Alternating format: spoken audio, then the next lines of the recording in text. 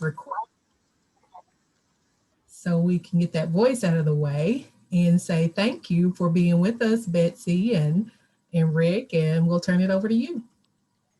Well, it's an absolute pleasure to be here this afternoon. UA Current's E3 Leadership Academy, folks from all over the world in this new format called Zoom. Certainly our pleasure to be here. Our session this afternoon is called The Spark That Ignites Social Media.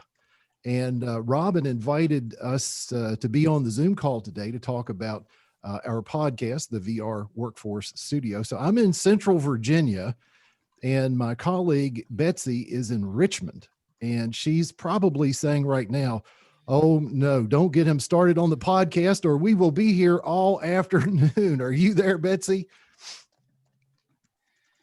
Are you there, Betsy? I am here. So I just wanted to confirm and you can see my screen. Can you see the slide? Let me see. Cool. We're good to go? Yes. And she is in fact saying, don't get him started on the podcast or we'll be here all afternoon, correct? Never.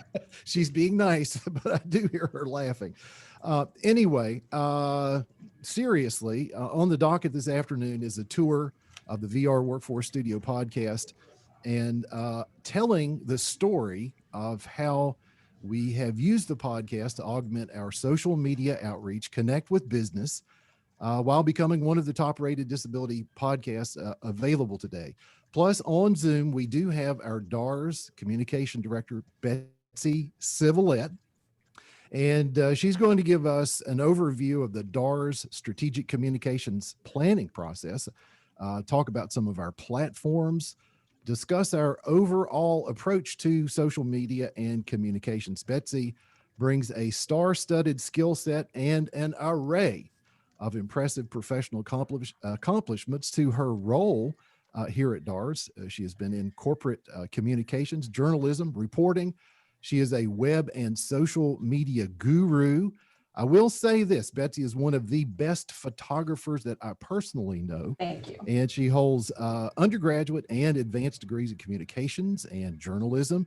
In recent years, Betsy has taken on the overwhelming task of training me to say important things with less words, which has been a major undertaking. We consult every day and work side by side in offices that are about 90 miles apart. So we have really evolved a workflow and a work process around this new digital environment, which we're all operating in. She is a consummate professional and champion of the strategic vision for communications excellence at Virginia DARS. Betsy Civilette, how are you today? I am great, Rick, and thank you for such nice accolades.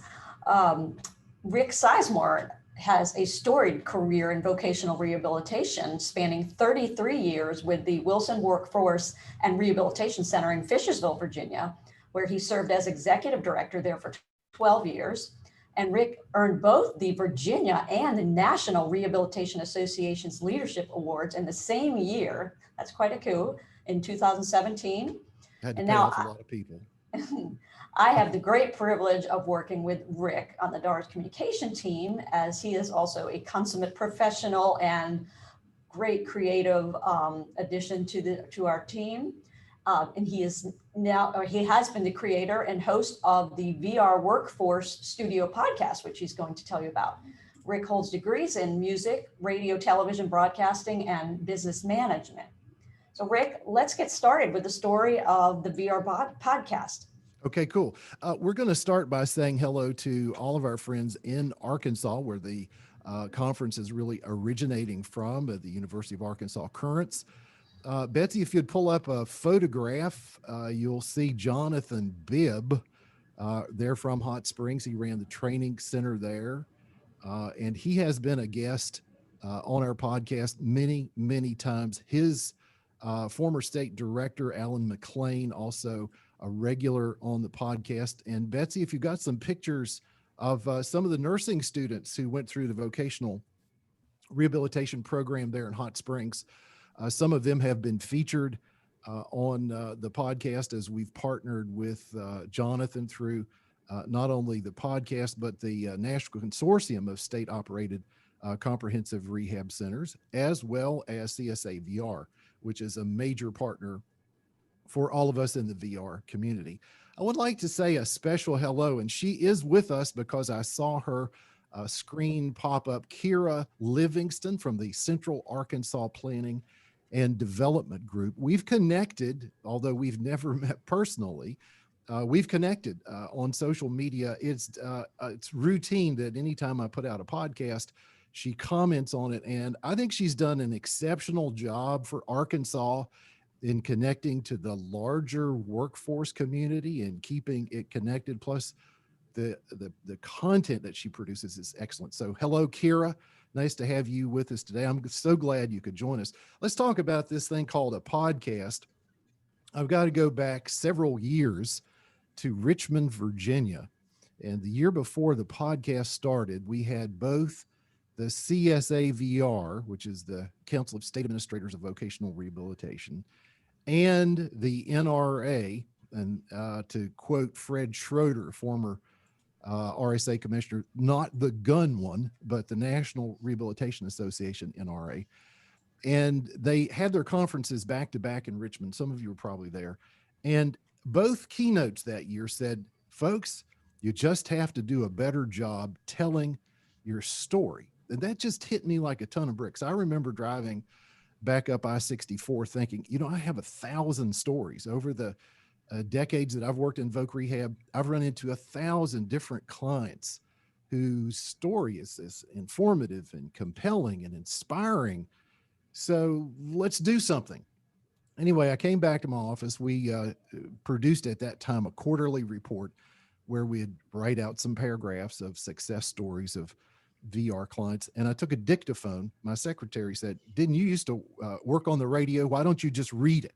So I read the report and created a little MP3 recording of some of our success stories and sent it in an email as an attachment out to a couple hundred VR counselors. And I didn't know if anyone would listen to it or not. But all of a sudden I kept getting these emails. It was kind of overwhelming because I would get comments back like, I didn't have to read this. I actually listened to it when I was in the car. This is really cool. So my obsession, and that wasn't a podcast, but it was kind of a stepping stone. My obsession with podcasting began. And so I started reaching out and looking for resources. And in the slides, we have several resources listed that we'd like to share with you. Two of them I want to talk about now: School of Podcasting and the Podcast Talent Coach, two of the top guys in the business to help you go from nothing to startup the easy way. So if you've ever thought about a podcast, keep those resources. Don't do what I did, which is try to learn everything on the internet and go by trial and error and run into a lot of brick walls and try everything that fails until you finally find a formula. There are easy ways, but there's a ton of misinformation. And there's a lot of people out there that'll just take your money and not do much for you. But these two guys are sensational in taking you from the idea to actually having a podcast. It was about that time, and Betsy, if you'll pull up the book cover for Start With Why. I bet most of you have this book on your shelf by Simon Sinek, Start With Why. If you don't, and you're involved with startups or concepts or grant writing, I would really recommend you buying the book, Start With Why. It's a great book. And that book, plus some other people who have been influential in my life, took me to this next item I want to talk about. And Betsy, if you'll pull up the values grid. We don't have time to go through this in any kind of detail, but the values grid is, it's an opportunity to sit down and look at all of your partners. Who are the customers? Who are the people you engage? Who are you involved with? And to simply write down, okay, if I'm going to start something like a podcast, what's in it for the podcast, or what's in it for me, and what's in it for the individuals we're engaging? What can they get out of this? What can we get out of it? And I was obsessed with that, asking questions of business and asking questions of potential guests And, the idea here is that an individual with a disability may find it very, very, very affirming to share their success story. Oh, it's great. It's good for them. It's also good for our podcast because it helps build authenticity through content marketing. And I'll get to that in just a minute. I want to talk about this values grid, and it's in the thing if you'd like to look it over. But it drove us to the three foundations of this podcast. And literally, for about 6 months, I was obsessed with figuring out what it is we want to do with this podcast, who we want to reach, and who are we talking to. And that gave us three foundations. First, the clients that we serve and their stories. So this is a storytelling medium. And so the first group is that client story. We will not do a talking head podcast. When I started looking at podcasts, there were 1,000 different podcasts about some expert or some CEO telling the story. And what we're committed to is actually bringing the person whose life is better or different to the podcast and allowing them to tell their story in their own words. Two other foundations.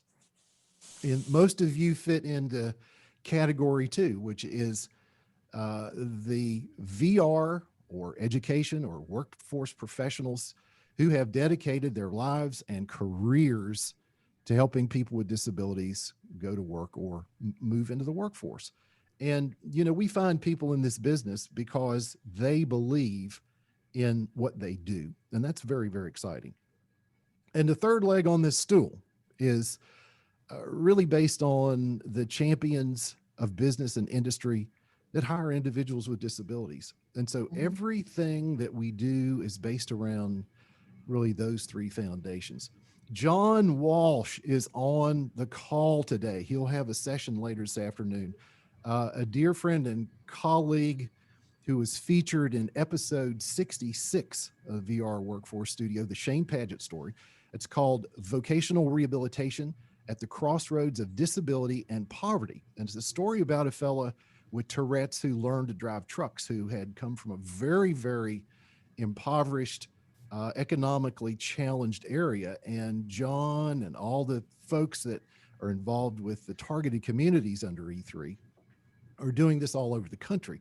I had a conversation, very, very fortunate to have a conversation with John this morning. We talked about, we brought a face to E3's targeted communities stories, particularly for the Virginia audience, for the people who needed to conceptualize and see in one compacted little place what it is we're trying to do with Shane and his story of going to work, learning to drive a truck, and coming off of Social Security. So again, we are a storytelling medium. We are bringing you up close and personal to the individuals whose lives are better and different because of their story. Now, I will bet, I'm looking at a different screen, so I can't see how many people are online. But of the people who are online, every single person, I'd be willing to bet you could take a legal pad and a pen and paper. I'm sounding very, very old all of a sudden, or your iPad or whatever you record information on. And you could sit down right now and come up with 15 ideas, 15 stories that you could share that would highlight and illustrate the value of the work you do. So that's a challenge. If you've not done that, take time to what are your top 15 stories? And then how will you work with your communications staff, or how will you even lead this effort yourself to share that and bring value to your organization? So I want to play you a couple of clips, and Betsy, if you'd get those ready. It's 2 clips about the same person that are presented in 2 different ways. But I guess the point I'm trying to make, would you rather hear me tell you a story about a fella who had a very hard life, who went to work at Hershey, or would you rather hear him? Now, the clips that we're playing today, some of them are called audiograms. Some of them are just promotional videos, but they give you about 30 seconds of 30 minutes. So what we're trying to do is at least share some of the quick promotional clips from these podcasts so you kind of get an idea of what we hope to accomplish in that 30 minutes. So here, with no further ado, is our first clip from Chris Hall. Okay, thanks, Rick. And I'm going to play them. If by chance you don't hear them through your computer, they are captioned, so you can read them. But I hope you can hear them as well.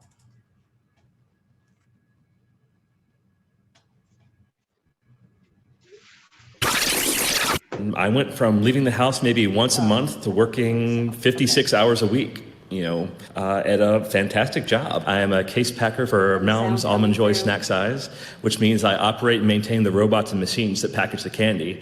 And it's given me the mechanical aptitude I need to be able to look at the machines and make minor adjustments when things are going wrong and keep things running smoothly so we can reach quota. Oh, it's fantastic. It is such a fantastic job.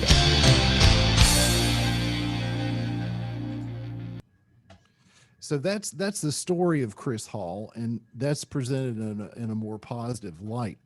But as you work with people, I'll bet you run into stories that are hair-raising.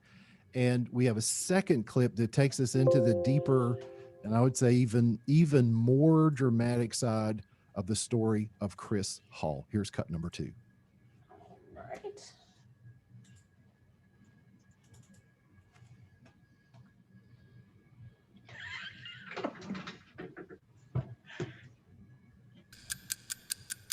When I was 8 years old, my mother died, and I was the one that found her body. She died of a bronchial asthma attack in her sleep. My grandparents, they tried to raise me, but I was a very angry, very out of control child. They couldn't handle me. And so I was bounced to group home.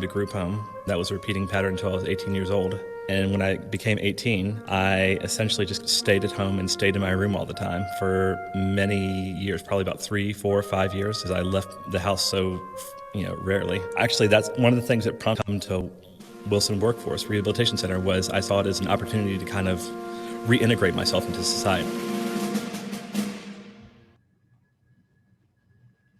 So that actual 30-minute podcast covered sort of both sides of that, but you can see that the depth of the challenge that people sometimes face in their lives and moving through services, whether VR, workforce, whatever they are. Those stories reach people in very, very deep and meaningful ways and help others understand what it is you do for the people that you serve. Want to move on. Much of our growth has been due to our podcast has offered something of value to our national partners because of our stories. And this year we were featured back in June as part of the 100th anniversary of Voc Rehab by DOE. Next month, many of our videos will be part of CSA VR's first national conference that's going to be virtual. But this next clip we want to play for you was really a stepping stone and reaching out and offering to do a podcast as the CSA VR folks really were on the verge of something new, and they said, well, let's give it a try, and it really opened a lot of doors for us. So Betsy, if you have our next clip with Kathy David Leon and Kathy West Evans discuss the 2019 NET Summit held recently in Baltimore. Well, thank you, Rick. It was a great opportunity to bring together our lead points of contact working from business from each of our 78 agencies across the country. The summit evolved because it was a need that was expressed by our individual points of contact around the country. Just seeing the collaboration and the willingness to share ideas across states. There's a lot of demand for great candidates, so we're reaching out and pulling our partners in with us and really wanting to develop that talent pipeline. Episode 74 at vrworkforcestudio.com. So you heard David Leon's voice on that clip as well. David is on the call today, and I believe he's also presenting. But the podcast has enabled us to showcase our Virginia stories and some of our Virginia talent alongside our national leaders. And it's opened tremendous opportunities for us. CSA VR has been a key through the national employment team in connecting with major companies like CVS. Remember, I talked about the third leg of the stool. So companies who are more inclusive and want to demonstrate that they're hiring people with disabilities, found this medium to be extremely useful in communicating their organization's values and showcasing the individuals with disabilities who are working for them. So this next young lady is an absolute rock star as a VR client. So let's take a close look at the clip with Kaylee.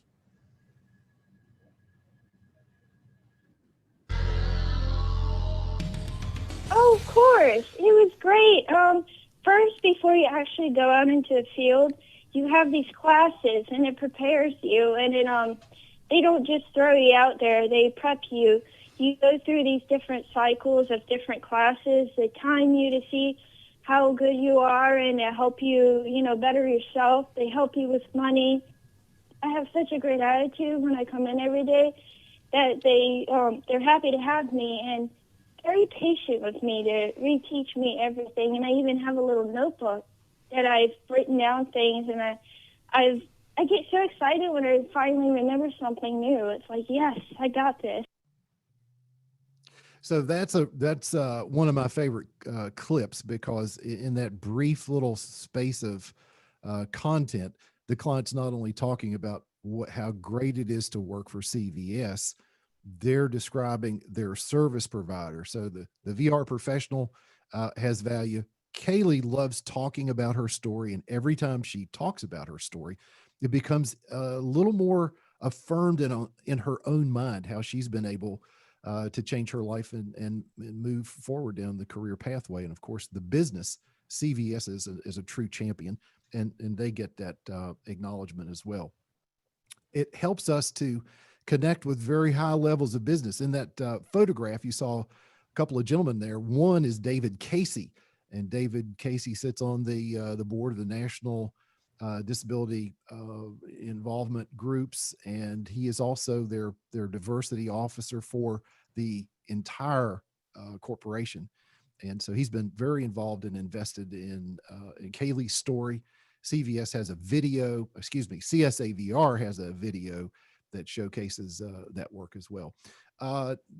Getting ready for our next little piece here, I want to talk about, as you're growing social media, there's two rules. If you can find some relevant entity that can help you share your message that has a broader audience, pursue it with great vigor.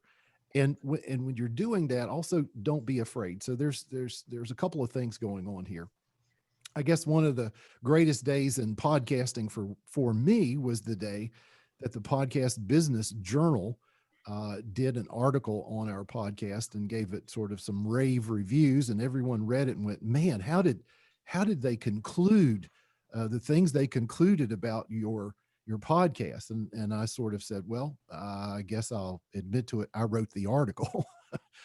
Don't be afraid to write your own article and give it to the trades journals. Don Dew, who many of you knew, a grand old man in VR, told me one time, he said, look, just do the work. Don't be afraid to do the work when you really want something. And it really eases the potential for you to move into some other areas. And then I had the great fortune to be in Boston and see the Blue Man Group. Now, I don't know if you're familiar with them. They're pretty well known and have a massive audience, worldwide audience, performance arts group. Anyway, I was at one of their shows, and something clicked in the back of my head from Dave Jackson. He said, if you have a podcast, you legitimately can get a backstage pass as media. And I said, okay, let's try it. I won't get too far.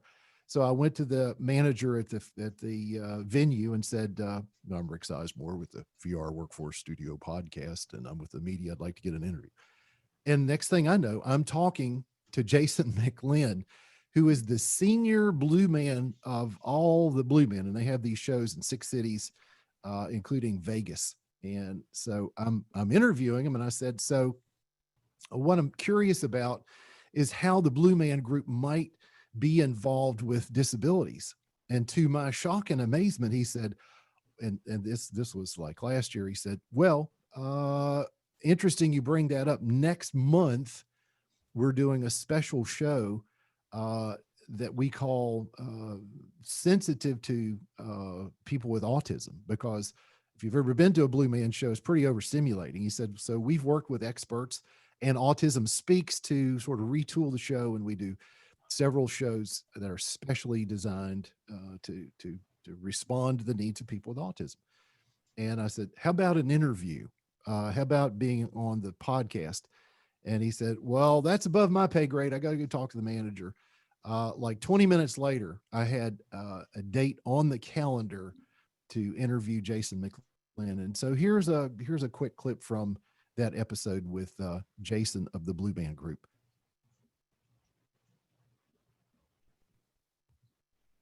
Join us for episode 73 of the VR Workforce Studio as we celebrate National Disability Employment Awareness Month with the Blue Man Group. As I sort of looked across the room and watched that happen, it was amazing. And Andy Poole, here's an exciting story of how vocational rehabilitation led to an information security officer job at the Virginia Museum of Fine Arts. Really helped me out getting a job at IT. I also got my A+ certification at Wilson Workforce. Going from computer repair to information security officer is a pretty big step. So honestly, without that, I probably wouldn't have been able to get into IT. That's episode 73 of the VR Workforce Studio at VR Workforce Studio. So that was a what I call a threefer. We were able to get with the Blue Man. They sent out tweets about the episode, which went to a phenomenal number of people. We also were able then to showcase our Virginia VR client success story. And for good measure, I called up Rehabilitation Services Administration and said, Commissioner Schultz, hey, I've got Blue Man Group on the podcast. How about coming on and talking about how this is cool? I didn't know what his reaction would be. And the next thing I know, I'm tracking him down in an airport, and I'm sitting at Starbucks with my recorder in the car, and he's speaking to me from the airport, I believe in the Midwest, but I got the soundbite. And so we were able to tie the national RSA commissioner to a success story from Virginia, and then to a worldwide audience with the Blue Man Group. So push, look for those people, and don't be afraid to ask. And tie to your national organizations. This is a very recent episode. We featured the president of the National Rehabilitation Association, NRA president, and tied our VR success story from Virginia here called The Elevator Speech.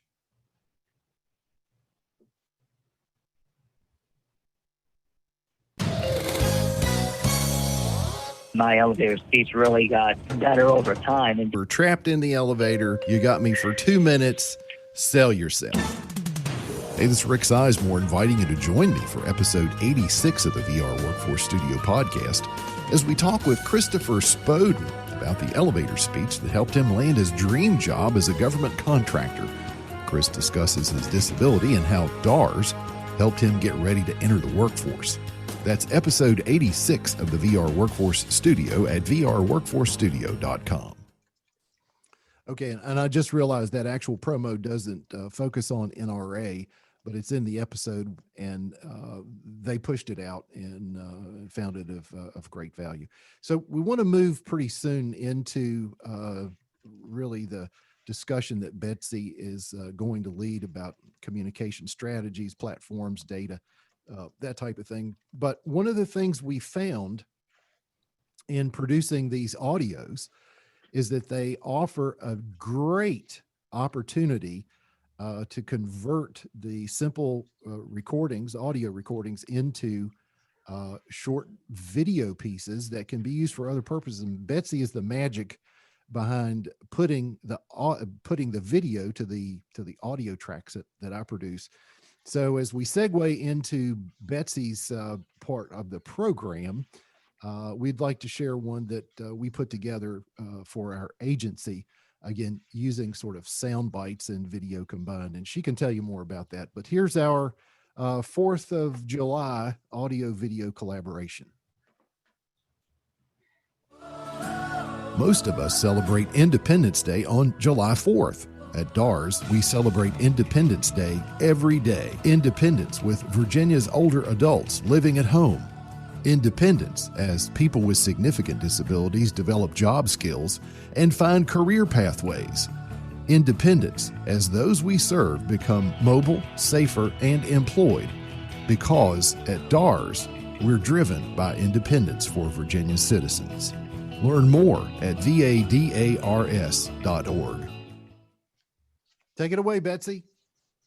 All right, thanks, Rick. And hold on 1 second. So I adjust my speaker sound. Can everybody hear me okay, though? Yes. Yes? Good. Okay, I'm going to change over to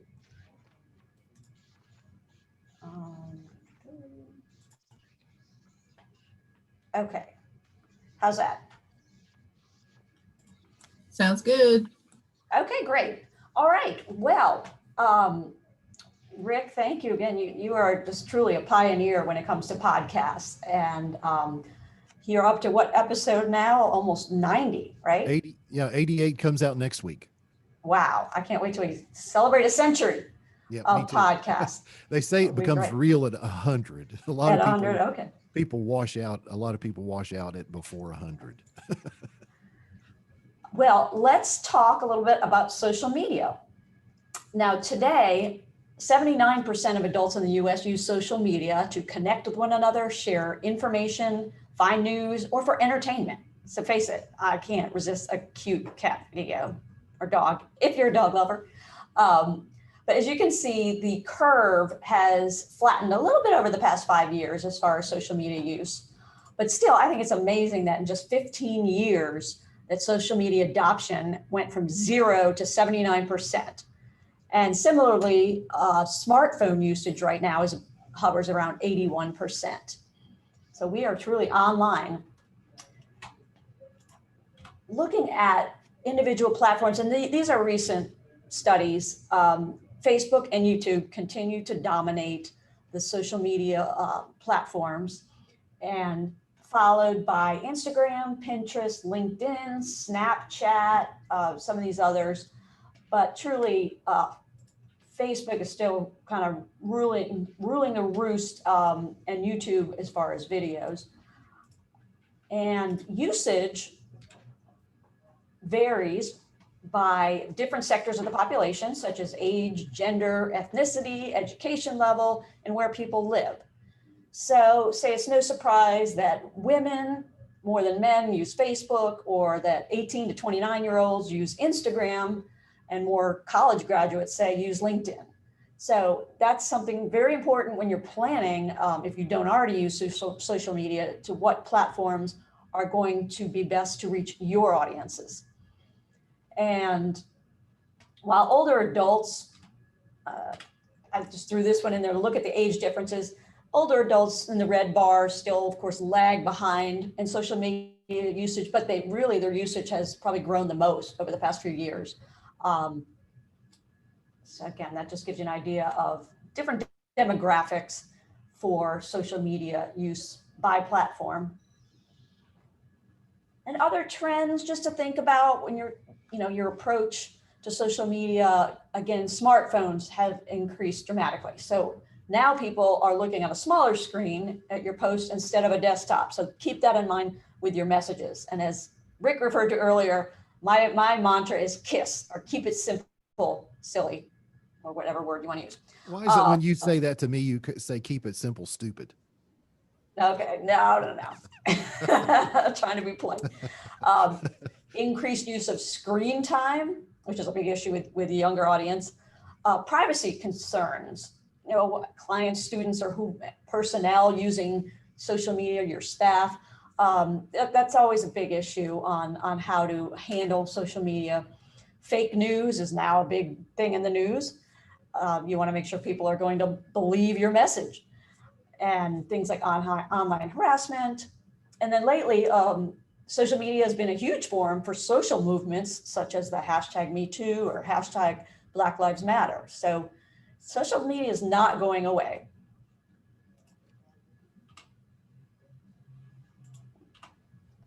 So let's talk about planning. So what Rick and I first did was we looked at our strategic communications plan, which encompasses more than just social media, but it starts with a vision, your mission, goals, objectives, and then I'll show in a second, just the social media kind of part of it. But to me, I've been in communications now for 30 years, and I think knowing your audience still is the most important part of content planning. So if you're not targeting your message to what your partners or your clients are interested in or care about, your message is lost, and then you've lost your potential followers. So your plan doesn't have to be fancy, but putting it in writing helps you keep focused and also helps you to get buy-in from leadership, which we initially had to do when I first started here. Our commissioner didn't want to use social media. So our next is our plan of action that we use for social media in particular.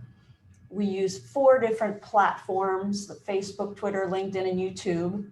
But if you're new to using social media, I would suggest starting out with Facebook because, of course, that is the most popular, most widely used, and you expand from there.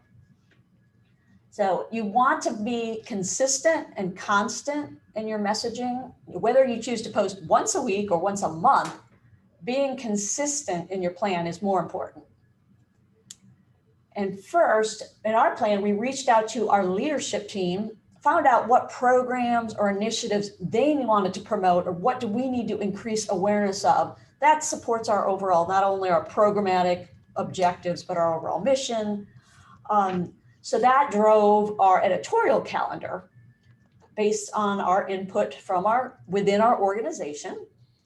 And then from there, we come up with weekly topics, such as we have Motivational Monday, Tech Tuesday, which focuses on assistive technology, Work It Wednesday, which highlights our business partners or workforce issues, Older Adult Thursday, since we have an aging division, and then Photo Friday, we like to highlight staff doing their job, receiving recognition, and try to get photos of different staff. And it helps improve morale and get staff to become your ambassadors for your organization. So lastly, we use metrics, tracking your number of followers and quantifying, social media into what you're engaged, how are people engaging, your likes, comments, shares, mentions, followers, and we'll produce monthly, quarterly, annual reports, again, to kind of justify to say, what you're doing is working or what's not working. So I'm going to show you, this is an example of our editorial calendar. So we populate this with holidays, office closings, awareness months, special events. So this is the themes, the ideas you get from within your organization, what you want to put out there. And in this case, so to make it easy on your content generation, if you see the hyperlinks, so Brain Injury Awareness Month, for example, in March, I go to their website, they have these amazing social media toolkits, already done, planned, boom. You download their social media toolkits, free to use. So I highly recommend if you're doing like awareness days, see if you can find these all ready to churn out cookie cutter kind of free toolkits to use to make your job easier. Which you can customize to your own agency. Sure. And that really offers you, part of the work is done, but you can make it your own. And speaking of, so a couple tools we use to make, again, your job easier. If you don't have a dedicated social media person, you're just, this was just added onto your job, which that happens to many people. Canva is a widely used free platform that you don't have to be a graphic designer to create simple, compelling social media posts. And you can create posts from templates. So they have a library of stock photos, graphics, and Rick has created like over 100 posts already, just using Canva. It's And that so was the- easy a caveman can do it. I am living proof. Anyone can use Canva. And that was the free version. So we just upgraded to the pro version, which gives us options of like 60,000 images to use. So here's an example of Administrative Professionals Day. These are some of our staff, and you're going to hear the lead on VR at the end of this presentation. Here's an example of our themes we use: Motivational Monday, one of our clients, the story that Rick did a podcast on, Photo Friday, featuring our Welding Academy. And just to illustrate the point, this Motivational Monday screen you see here, that's a picture from his cell phone. So again, it's very easy to use. And did I say it was free? It's free. We love that in their public agency environment. And Sprout Social, which is not free, we do subscribe for a fee. It is also a great tool. It's an aggregator that you can post to all of your social media accounts at one time, and also produces robust data reports for analytics. There are other platforms similar to Sprout Social, such as Hootsuite, TweetDeck, or Buffer, that you can also use. But we've found Sprout Social to be just, easy to use and a good platform. Here's the example of our scheduling. These are the same posts scheduled on 3 different platforms: Facebook, Twitter, LinkedIn. And then you can run them as many times as you want. You can have it recur, every 2 weeks. And as far as scheduling, you can schedule out months in advance. So it's just a real time saver, again, if you don't have dedicated staff. And I also just discovered, if you don't have something, want to pay for something, Canva, if you use that, you could actually publish directly from Canva to Facebook too. So before I get on to analytics, finding content definitely can be the most time-consuming part, especially, with podcasts, what Rick was explaining, interviewing people, taking photos, videos. You may not have the resources, but these tools can be, huge time savers for culling your content. But don't be afraid to just use secondary content. We follow regularly our community partners, businesses, sister organizations, and just share what they're sharing that's relevant to our agency. So, and also news stories. So it doesn't have to be all primary content. You can say, you're going to do your own stories once a month. And then otherwise you're sharing relevant content to your mission. Okay, analytics. So as I said, this is from Sprout Social. It generates reports in charts or spreadsheet format. And the main things we measure are our audience. We have our number of followers. Has it gone up? Has it gone down? And you can compare it. This compares this quarter or this quarter to the previous quarter, and shows all of our platforms in one graph. And then engagements, how many people you're reaching, and clicks, links, shares. So again, it's great to kind of give you a big picture of what you're doing over time. And Facebook as well has a very great thing called Insights. So if you're just doing Facebook and you don't want, you don't need to analyze anything else, Facebook, you just go to Insights and it will you can download a spreadsheet and you can sort it any which way you want. So here, this is a nice visual though, that you can see right in your Facebook account of who's gotten the most, look at the bar. Oh, that post got the most reach. And it's a great way you can discern from patterns of what type of content you're posting and what's getting the most hits or, most engagement. All right, I'm going to just touch lastly on accessibility. That's a big issue. We want to make sure all of our content is accessible to everybody. One way in Facebook, I've discovered if you're posting a photo, there's a little button at the top that says edit, and it goes to this screen, and you can type in alternative text to your graphic, And so that's built right into Facebook. It's also built into Sprout Social, I discovered too. We can add our own alternative text or alt tags to anything, the graphic that we create.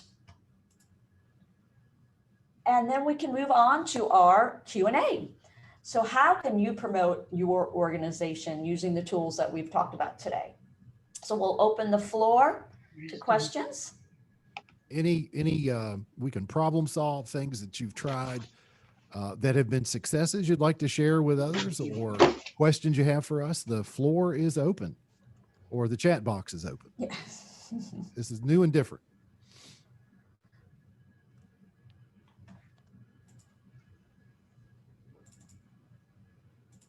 And if we get no questions, Betsy start has calling her on people. She has her keyboard in the background, and we're going to sing "Don't Stop Believing." Okay. But my microphone will be muted. How do we get buy-in from the higher ups to use social media? Very excellent question. It is. And probably nothing scares top leadership as much as social media, because they're fearful that you can get a negative trend, or people commenting negatively, or they will lose control of certain issues. The best way is to start small and find successes and share those successes. Sometimes, and you know your leader better than anyone, it's a matter of just having a frank conversation and asking them, if you feel comfortable, what are you really afraid of? Mm-hmm. The other thing is the trial basis. Now, I will say that the podcast that I host is on a .com. It's through a private foundation. And when it started, there was a little bit of let me just rephrase that. There was great fear. What is Rick doing? And there was also my fear that it would take the tech people a long time to be responsive to the things I needed to post today. So I actually, deal with a private organization to host it. And then we came up with a barter arrangement where we provide the audio to them, they would play it, and we would get the promotional consideration out of them distributing our source. And what happened was, and this, I go right back to my good friend, the podcast talent coach, Eric Johnson. And he said, once you have an audience, and you have an audience that's responding to the content you're producing, leadership will come to you. And I have found that to be absolutely an ironclad rule. So I guess in summary, my take would be start small, get some wins, show some results, and share that, and combine it with frank conversations, and just keep nudging forward. A lot of times, and Betsy may not even remember this, but in some of the conversations early on, I actually called you one day and I said, I don't know if this is going to go anywhere. Do you remember what you said to me? No, Betsy, this I can't recall. What you said to me was, just keep doing it. Just keep pushing forward a little bit at the time, and it'll catch on. So I just stole that from Nike. Just do it. I mean, it was very, again, if you're going to do something like a podcast, I would also equate this to YouTube videos, or Right. anytime you're putting yourself out there, you've got to have friends and supporters, because you're going to get knocked down. There's going to be negative reactions to what you're doing if people don't understand it.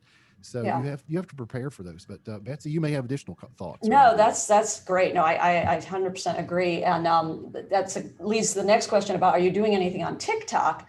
Now, so that to me is just a newer, it's been out a while, but for government agencies and for corporate, I personally am staying away from that. I wouldn't recommend that right now at this time. What does that mean? It's a TikTok video. Oh, okay. The thumb. Yeah, I think you still have to be conservative in what you recommend, and you have to have justification. You have to have, it really should be something that's established, and it definitely, you want it to match your audience. So at this time, I think there's just too much controversy around TikTok to, use it in our arena. We don't use Snapchat. If I wanted to reach my 16-year-old daughter, it would be Snapchat. Right. But again, that is such a rapid fire, and the connections to sort of the wild west of content really, it would cause me to go with the more traditional things, particularly the business connections through LinkedIn. Twitter is available and accessed by almost everyone. Facebook is the juggernaut, and then you can kind of go out from there. But I think they're the mainstays. Right. And some of the messaging apps, we don't, it would just be too labor intensive to do WhatsApp and Snapchat. I mean, I consider that more of a messaging app. Right. So again, we're really, I would focus first on traditional outlets, which is so funny to call them traditional because everything, it used to be new media. All right, the next story is how do you generate story ideas from counselors or managers? Yeah, all the above. We try to reach out to our, and get buy-in from the top down. Our wonderful DRS director, Dale Batten, I believe she's on the call.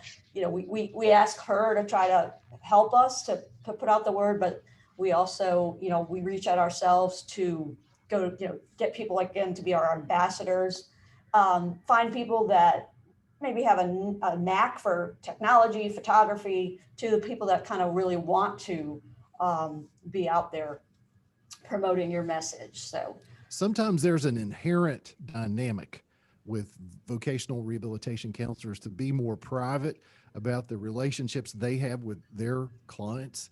And they are overwhelmed in certain instances. Sometimes they have huge caseloads and they really don't share your priority of, I need a story this week. And what I try to do is appeal to finding a story through whatever hook or crook means I can, but also appealing to counselors to say, wouldn't it be cool if people heard about what you did? And oftentimes that's kind of caused a little bit of, excitement on behalf of a counselor.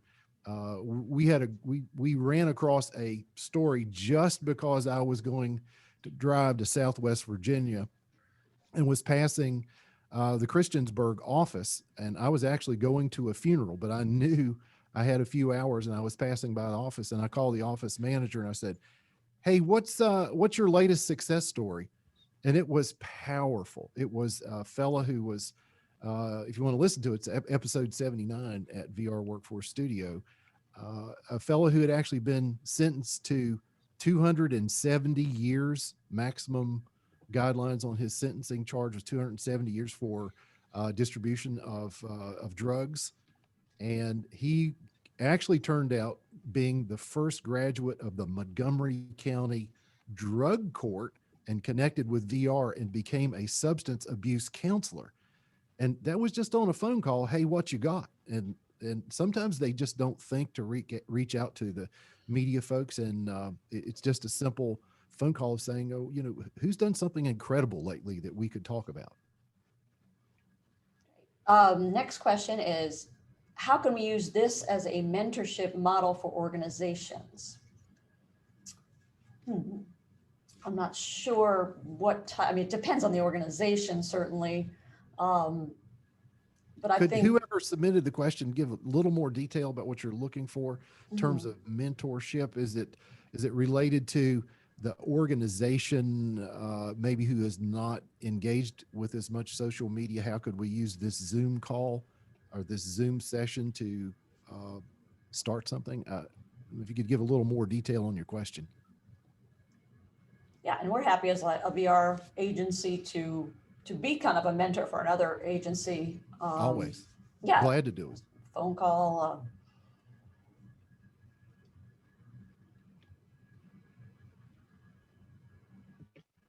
Yes, this VR.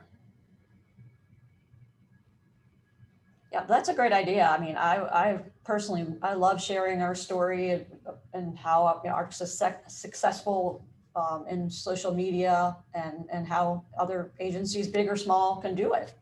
Because you really don't. I mean, I'm full-time, Rick's part-time. I mean, we don't have a huge staff. So, there's ways to definitely just be creative and make it work. I'm really convinced there's no rule book for this. Dave Jackson, again, the School of Podcasting says no one ever got punched in the face over a podcast. There are no rules. You just simply have to start with something, start small, and just try some things. Just the simple thing of having in a VR office or in a workforce office, having a photography contest. Because most of the people I know that have an iPhone or a smartphone of some type have 4,000 pictures on it. They never back them up. They max out their backup on iTunes, but they love to take pictures. Somebody popped for $20 pizza for the photograph that is considered to be the most compelling photograph of the quarter, something like that. I think getting some buzz about it, becoming the buzz ambassador in the office for the photograph that tells our story type thing. I'm going to pop up the resources at this time too. Now, are we going till 4:10 or are we out at 4:00? You're out at 4:10. Okay. Yes, that was going to be my question about the resources you mentioned earlier, especially the the podcast value grid that you shared. Yes. Yeah, that's just a Word document that I generated. You can take that and make it your own, but it's very simple. Down the side are the partners you engage, and then 2 columns: what's in it for them, what's in it for me. Mm-hmm.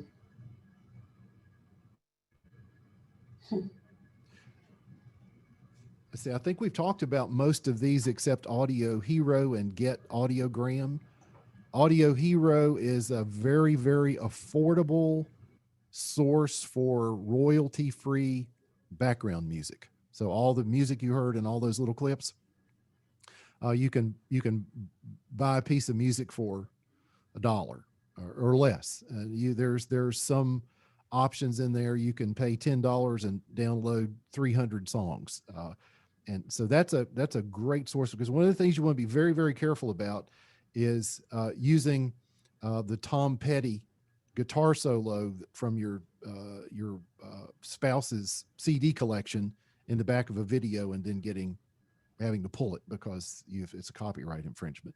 But that Audio Hero, and I think, Betsy, you said in Canva, on our pro Canva account, there's a lot of cataloged music that's free. There are some free sources of music, but just always be careful not to use music unless you have permission. Get Audiogram.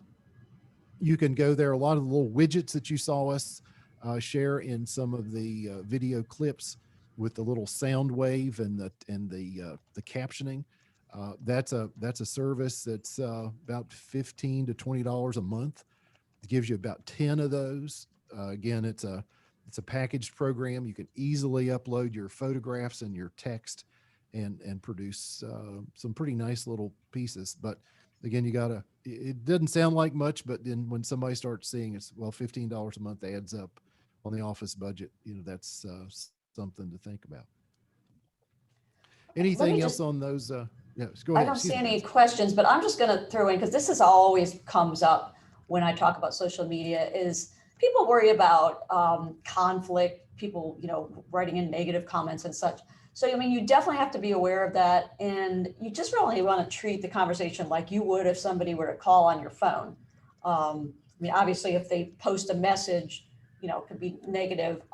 If it's really off topic, hide it. That's what we do. We make a note of it, keep a spreadsheet of, what action we've taken. You want to keep track of stuff, especially for FOIA reasons. I won't get into all that. But you do want to just treat your relationship as you would with any other, like counselor-client relationship.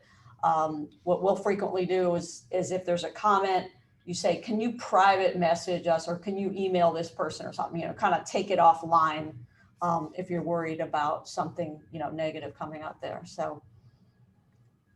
Well, this has been a wonderful opportunity for us. We appreciate the chance to be able to talk about what we do and offer ourselves as sources of support to you as you move forward. The key is this isn't going away, and the way people transmit information and the way the organization you work for communicates with its customers and the communities that it serves it really is something to consider as the overall strategies for success are put together. We wanted to close with, and some of you may have seen this, but it's something that's very special to us, a song that was written by former RSA Assistant Commissioner, Dr. Ralph Passanelli.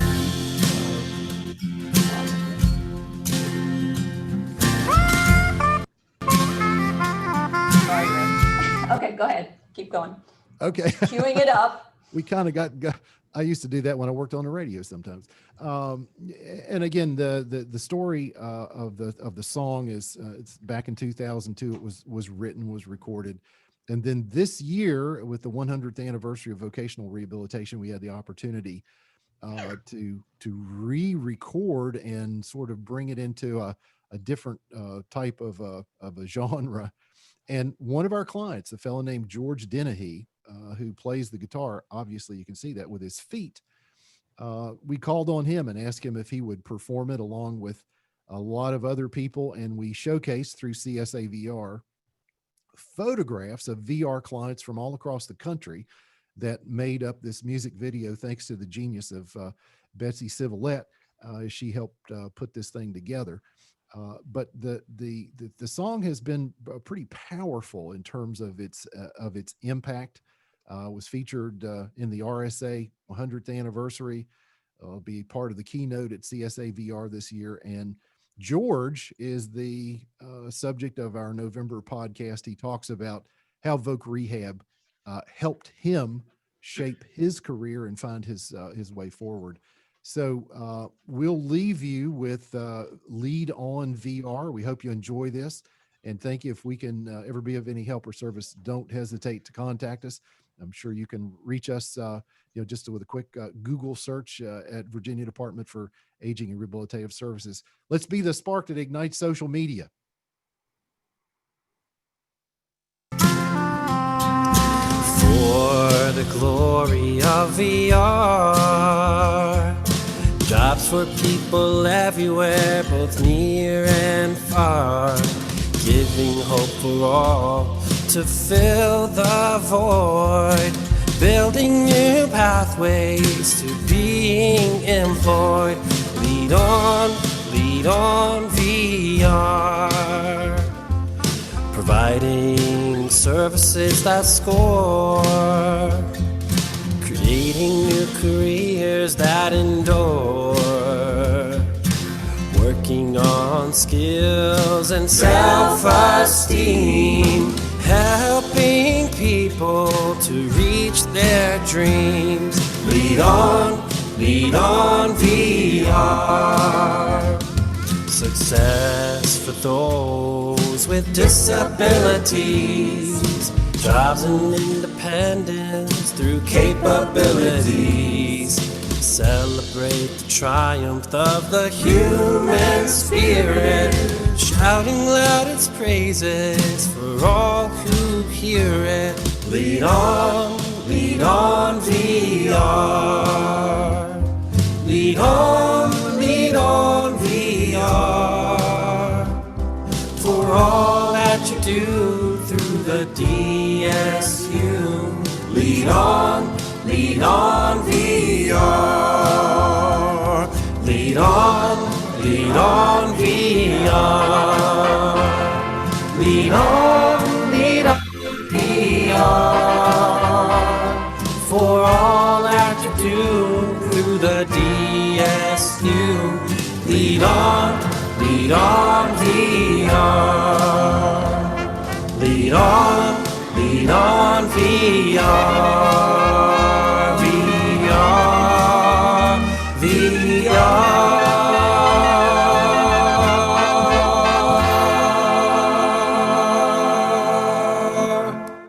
Well, thank you so much for the opportunity to be here this afternoon.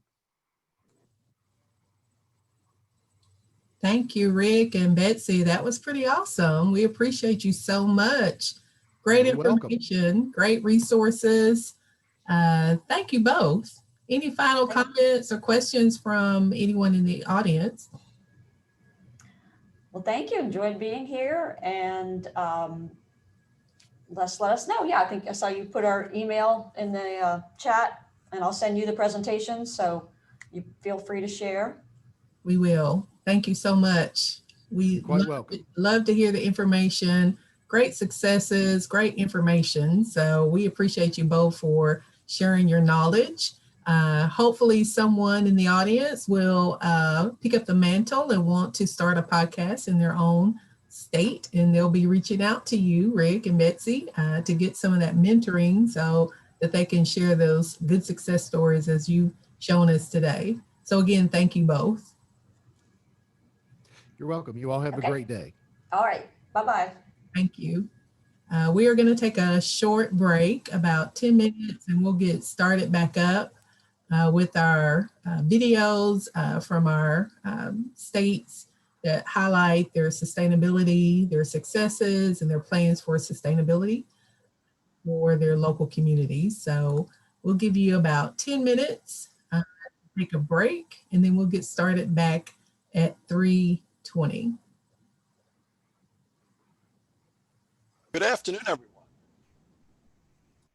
So as Robin had mentioned, we now wanted to share that videos you created as E3 leaders to talk a little bit about your state projects, some of your priorities, and some of your efforts to sustain those change efforts.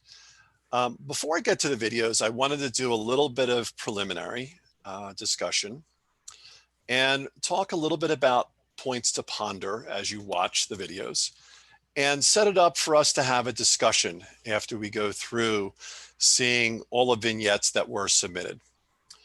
First of all, I want to say it's been an excellent 3 days of learning and sharing. So thank you for all participating.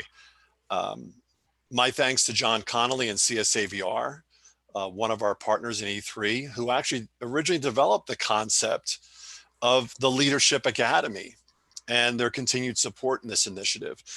John is the one who connected us with the folks at UA Currents and has been a great journey with them.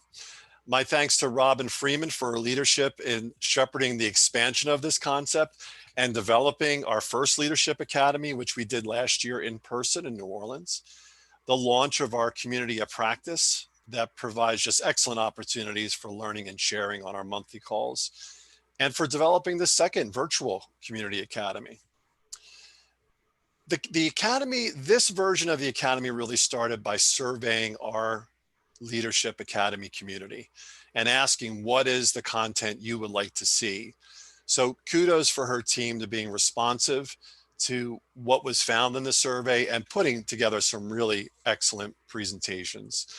I also want to thank the leadership of the Southern University team and our project officer at RSA, Felipe Lule, for supporting our efforts to put together this great content and continue the work of the targeted communities. So as we wrap up this academy and we continue to engage with this material to see how we can apply this in the work we do day after day, and ultimately about changing the lives of the folks we serve. How do we think about taking these materials and applying them within our organizations? So one of the pieces I wanted to start with is how can we continue to use the E3 resources around that goal? So we all know that Project E3 is winding down. Our project funding was slated to end September 30th. It was a 5-year grant project. We are currently in a no-cost extension period for part of this year. So as we prepare to adjourn our academy today, I ask you to think about how do we continue to use the resources developed through E3 kind of during this final phase of the project. So I wanted to point out a couple of resources before we get into the videos.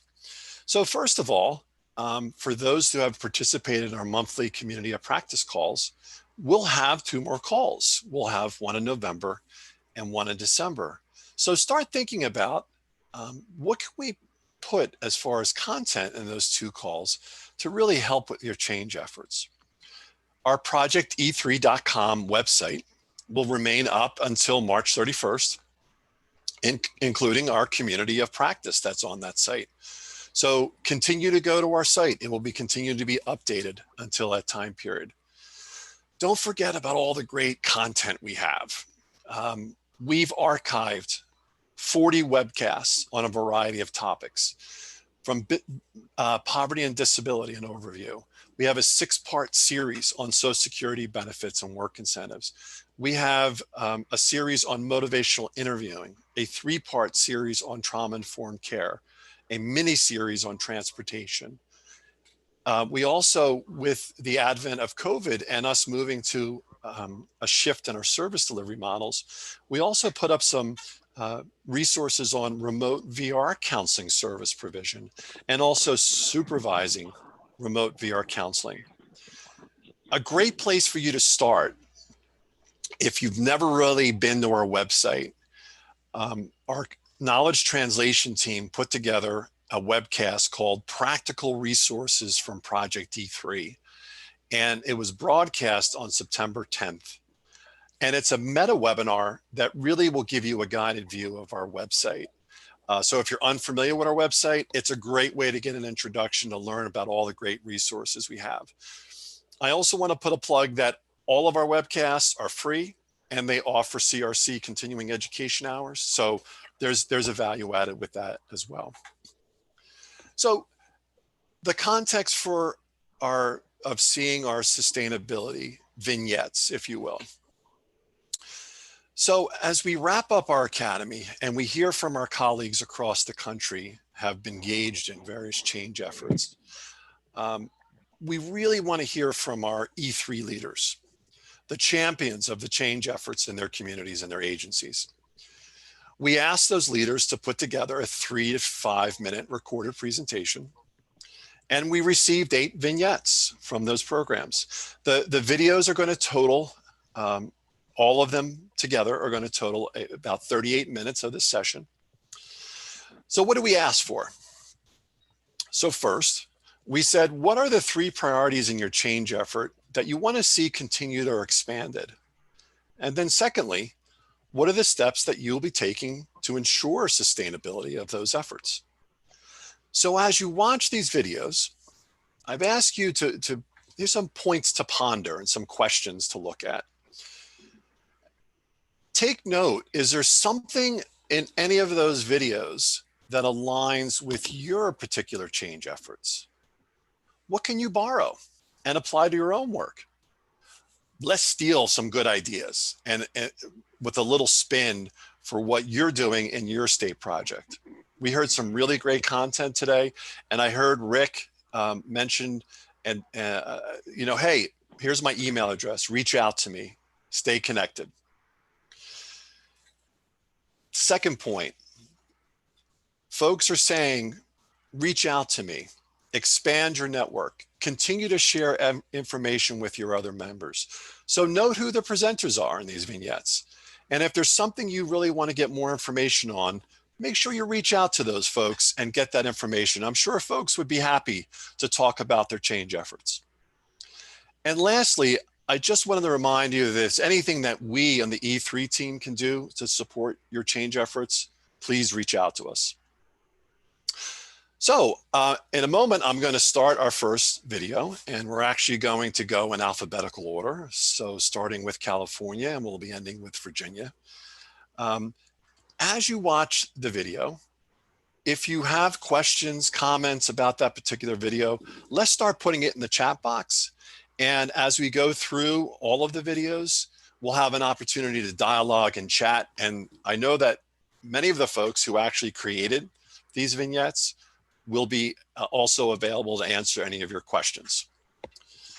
So, and then we're going to wrap up our session, hopefully, with Felipe Lule joining us from RSA to give us some final words about how to support your sustainability efforts for your change initiatives.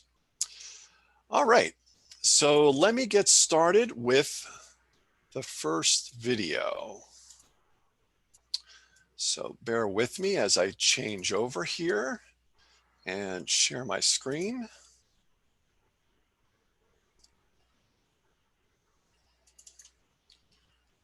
Let me do this again. Hold on 1 minute. I did not click 2 very important boxes, which is to share the audio as well. So I'm going to share computer sound and optimize for sharing. Here we go.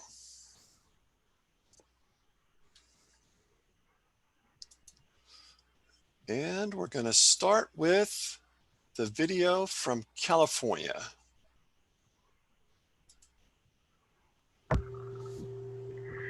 Hi, good afternoon, everybody. Presenting for you today is California, and we are going to be presenting regarding our continuation and sustainability plan for Project E3. My name is Priscilla Varela, and I am the Regional Business Specialist for the San Joaquin Valley District. We also have Devin Puente, who is our Qualified Rehabilitation Counselor, and our Regional Director, Araceli Holland, today.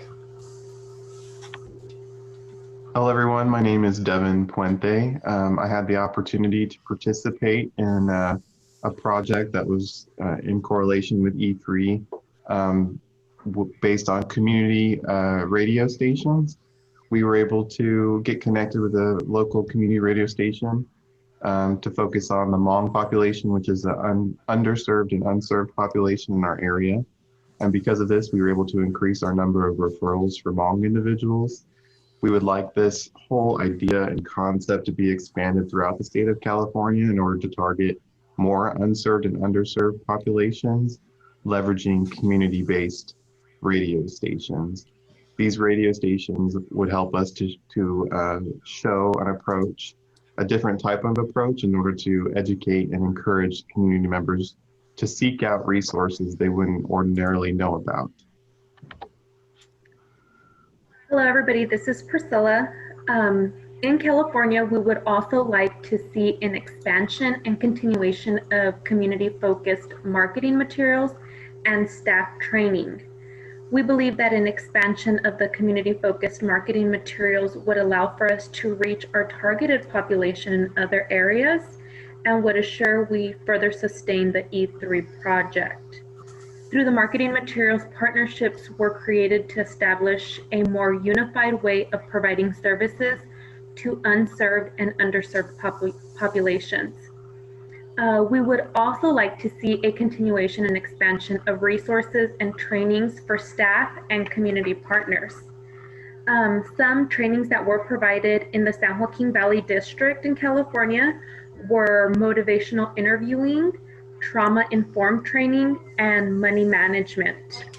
The marketing materials allowed for us to make connections, which resulted in resources and trainings, and some local trainings which were fundamental and provided. While the trainings assured that our staff and community partners had the tools and resources that they needed. Another concept that we barely were able to touch on so far is the integrative resource team. We had a very short meeting with some representatives of this idea at the last community of practice training in New Orleans, and we would like to receive further comprehensive training on this idea and would like it to be integrated and expanded not only within our local district, but throughout the state in order for us to provide better services to our consumers. We would like to see a continuation and expansion of the IRT within our district to better provide customer service to our targeted populations. And we would also like to see a continuation of the IRT to support the teams. We hope to see this rolled out in our district and hopefully throughout the state of California. Hi, my name is Araceli Holland. I am the Regional Director for the San Joaquin Valley District in the Department of Rehab in California. So I want to talk a little bit about our California Sustainability Plan and our next steps. We are hoping, in an effort to build on our sustainability plan, is to provide a presentation to our executive leadership. We want to be able to provide them with a presentation of the E3 project, the services that we provided, and the outcomes in order to get some buy-in. We have already been able to acquire a dedicated person for our IRT team, and we hope to be building an IRT team model around that individual. We also have a work group that we've established to expand the E3 pilot's best practices statewide. As part of that, we've also recognized that we need to provide some training, and we would like to expand as well on the IRT training for our current staff, and we are going to be dedicating some training funds to be able to provide that training. We're also developing a demographic data project because we understand from the E3 project that we really do have to be data driven in order to develop good practices. We need to know who our community is, we need to know who the people we are serving are, and most importantly, the people that we are not serving. And we hope that by understanding our local communities, we can better build our program to meet their needs. Another practice that really helped us through the E3 project is the local advisory board. So we're hoping to replicate that. We are already starting our second local advisory board in the southern part of our district, but we are also going to introduce it as part of the statewide best practices from E3 and hope to be able to use that as a model concept for all of the Department of Rehabilitation regions. We are looking at ways of securing funding for ongoing training for the E3 project. We have some potential of being able to continue providing training in the motivational counseling, the trauma-informed, and the money management, but also in being able to train additional staff on the integrated resource team model. So we are looking forward to implementing the things that we have learned from the E3 project. We are developing a very positive and we're happy to have a path forward in developing our sustainable plan moving forward with our E3 project. So I want to thank you guys all for your time and look forward to sharing more information. All right. So did the sound come through on that okay? I thought it was fine. Okay, great. Excellent. So thank you to the California team for putting that together. Our next video is the Kentucky and Oregon team decided to do a joint video. And 3 words to look out for when you're looking at their video: assess, act, and persist.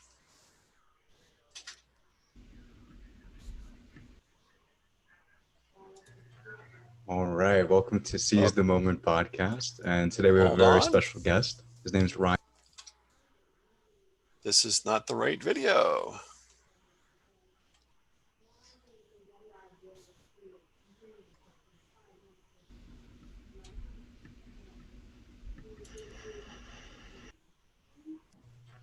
All right, welcome to Seize the Moment podcast. And today we have a very special guest. Here. His name is Ryan Stelzer.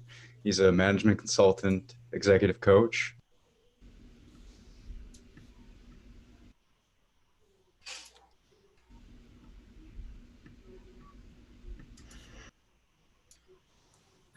I think I can pull it up if you need me to. Let me try this again. Hi, I'm Jane Hagel, and I'm a voc rehab counselor in Southern Oregon. I've been working with the E3 project for 5 years, and now we're proceeding on to sustainability. Hi, I'm Roxana Robinson. I'm a regional manager for the Kentucky Vocational Rehabilitation, and I've been working with the project E3 for about a year. So Kentucky and Oregon have been parallel projects, both working with VR in rural and remote areas through the University of Kentucky's Human Development Institute.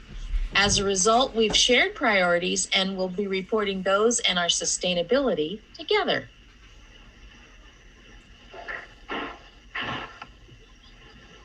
Although the COVID-19 pandemic has created a definite barrier of PPDs and social distancing, the telephone has recently developed into more of a social contact tool for developing relationships, since face-to-face interactions are more problematic. Starting with the intake interview, schedule half an hour more onto your time allotted. During it, ask for the client's input on their needs, call potential IRT members, if you have the time with the client there right after the intake. Let them hear the client on speakerphone so they are motivated to participate in a meeting. When you do meet, express your common goals and sum up the plan to meet those goals. Then share the successes. Brian Ingram of WinTAC Technical Assistance Team is still providing biweekly input and instruction to one of our 2 regions, TC1, which is Jackson, Josephine, Douglas, and Klamath counties. Our region TC2 includes the Central Oregon counties of Crook, Jefferson, and Deschutes counties, has been impacted by COVID-related workload shift, so the counselor has had to address that by withdrawing. And Nikki Powis is still providing input and instruction for both of our Kentucky regions. Because of some of our state-specific considerations, Kentucky is more near the beginning of IRT implementation. We are working on staffing cases with guidance from Nikki and are starting to coordinate service provisions with several people. The COVID has definitely set us back some, and we're all learning how to communicate with people remotely, but we're hoping to get this off the ground and really have some success with it. Yes, folks, COVID has created layers of protection that might present objections or barriers to meeting in person. However, there is some freedom, in time certainly, in not driving to meet face-to-face. So if the client is the focus of the IRT's purpose, let that purpose inspire the virtual meetings and collaboration. This can still happen.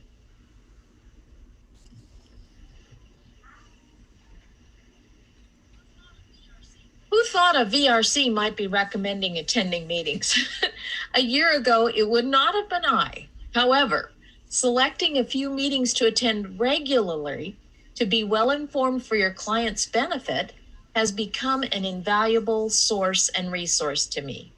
For example, because I attended the local leadership team headed by WorkSource Oregon, I was able to assist clients during the pandemic with unemployment insurance application and problem solving, as well as with pandemic unemployment assistance, which is retroactive.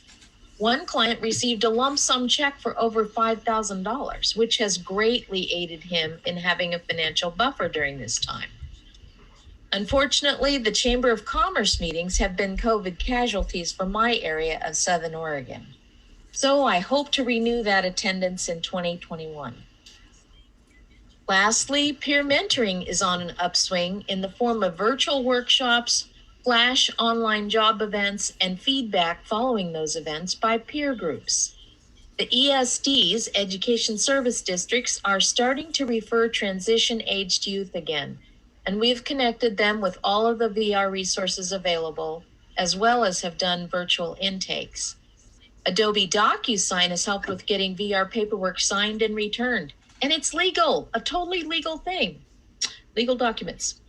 Utilize youth and adult clients who have had successful VR outcomes to mentor new clients, youth to youth and adults to adults, toward their own success. Whenever possible, establish groups to provide support. OCB, that's Oregon Commission for the Blind, has a Thursday, 11 o'clock to noon, virtual social group, Zoom or phone-in only option, and that's statewide now. So this allows clients to hear and discuss VR options and requirements in real time with their peers. Chamber meetings have also been a COVID casualty in Kentucky. One group that is consistently still meeting via Zoom are the Healthy Coalitions for each county. So we have and will continue that participation as much as possible. We want to continue to develop and nurture these relationships to truly increase the community knowledge of vocational rehab and the services we provide, and to increase our counselors' capacity and familiarity with the businesses and agencies around them.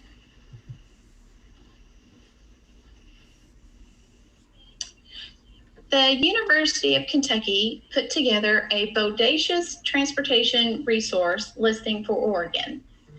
Here's the list so you can see an example of who's on there and what they do. Find out what these organizations do in depth and then proceed with discussion about what more is possible. You can't sell it or vouch for its reliability if you haven't used it yourself. This will build credibility. Transportation issues in rural communities have been an issue for a long time. Keep working at untying this bundle and you'll get there eventually. Some clients live outside the boundaries of municipal transit, buses, or even dial-a-ride or Lyft services. Some live so far out that a 4-mile trip on Uber or Lyft will cost them $15 each way, which is not sustainable. Even if they were working full-time, the trips to and from home plus tips would cost them 3 of the 8 hours they are working. I've negotiated with cab companies for reduced fares on regular customers. One client gets picked up at 4:40 a.m. to be at work by 5 a.m. and as an A&D counselor, and she is able to ride the bus to go home. So it's a $13 cab ride to work and a $1 bus ride home, which is sustainable for her at $22 an hour. For minimum wage workers, that's where Waze carpool for multiple clients riding with one general VR client as a driver could work. Our targeted Community 1, Jackson, Josephine, Douglas, and Klamath counties has been a pilot project for our agency, along with our TC2, the High Desert region. We're working on development and integration of these items, and our leadership at the Commission for the Blind continues to support these activities and is hopeful to build all these programs into statewide client supports, and then we're going to go global.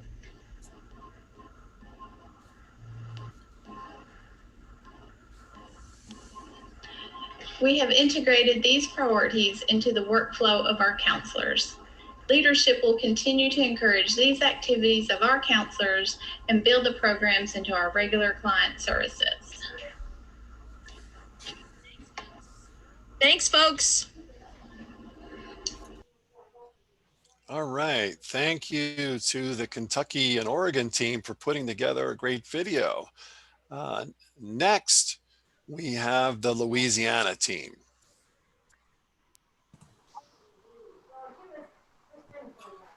Hi, my name is Maydell Chapman, and I am the regional manager for Louisiana Rehabilitation Services, the Baton Rouge office. Today we're going to be talking about going through my presentation for the Project E3 Leadership Academy 2 for Louisiana. The first priority for the E3TC project was to increase community engagement. Opportunities with stakeholders. The Project E3 provided training for different agencies regarding HIV and mental health. The exchange of information empowered persons with challenges related to mental health and HIV and strengthened the VR services delivery. That was our priority number 1. Our priority number 2, increase LRS internal capacity to effectively serve persons with mental health and HIV challenges through Rehabilitation Employment Development Specialists, or our REDS. LRS is currently hiring these positions statewide to provide focused efforts to secure successful employment opportunities for individuals with unique challenges. Our third priority is to assist departments and agencies within Louisiana state government to become model employers for individuals with disabilities, inclusive of individuals with challenges related to mental health and HIV. LRS is an active participant on the state as a model employer, the same task force, in accordance with the Executive Order JBE 1808. The purpose is to increase the representation of individuals with disabilities employed in Louisiana state government. Those were our 3 priorities as a way to state the sustainability, the steps that we were taking to ensure the sustainability of our efforts was to actively participate in forums to provide for effective exchanges of information with stakeholders like referrals, CRPs, coalitions, etc.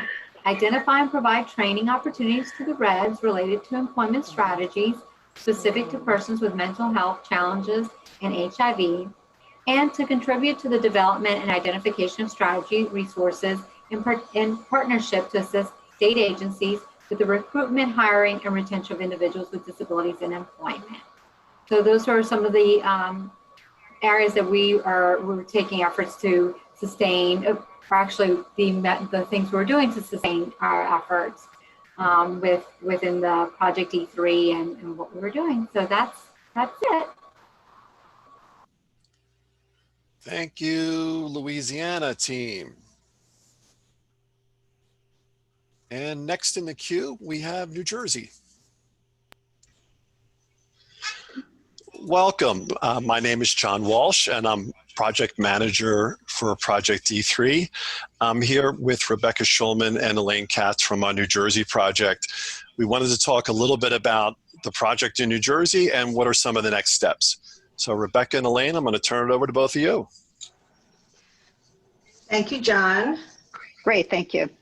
Hello, everybody. Basically, the purpose of our presentation is to discuss a little bit about what we've been doing in New Jersey.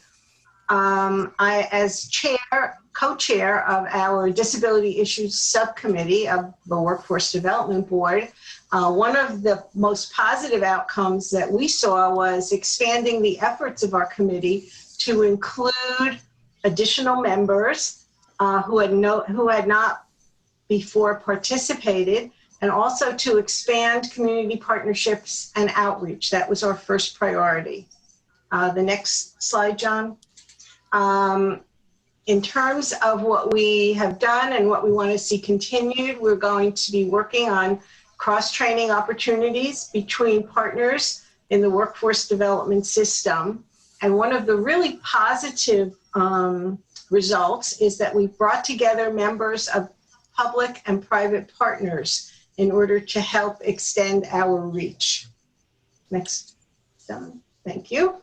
What we also saw was increased employment participation rates for individuals with disabilities in the public workforce system and in community-based organizations. We had individuals, particularly in the public workforce system, who had very limited, if any, connection with working with individuals who have disabilities. And by participating and going through the training that was provided, they really learned a great deal about the types of services that individuals with disabilities can use and how much of these services are available in the public workforce system.